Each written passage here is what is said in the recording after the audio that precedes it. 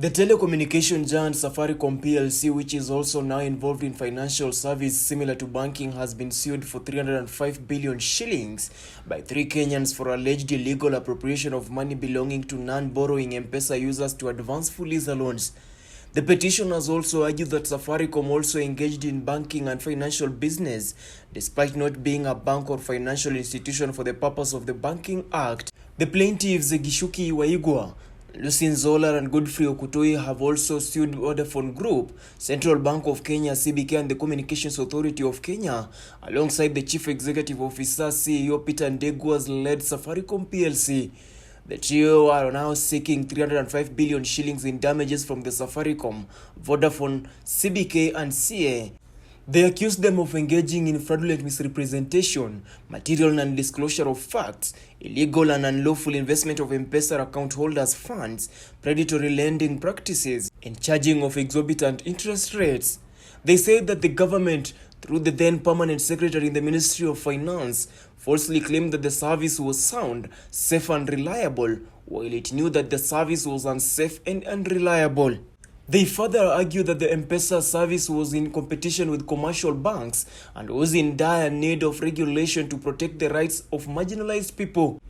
According to the court documents, the three argued that Fuliza overdraft service that allows M-Pesa users to complete transactions even when they don't have enough funds in their accounts, illegally used money belonging to non-borrowing M-Pesa users, and it is engaged in banking and financial business despite not being a bank or financial institution for the purposes of the Banking Act.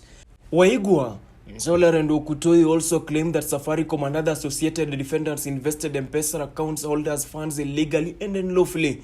They said that the trust account into which money was collected by M-Pesa agents was a sham trust. They further claimed that Safaricom is a financial institution as defined by the Proceeds of Crime and Anti-Money Laundering Act.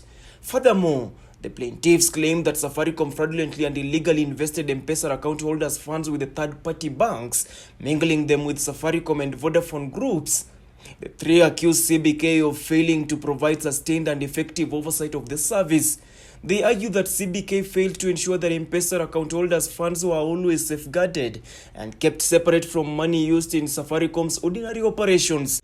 They also accuse CBK of failing to prudentially regulate Safaricom and the M-Pesa service by requiring it to control risks by overseeing and ensuring that its reporting and public disclosures requirements were met.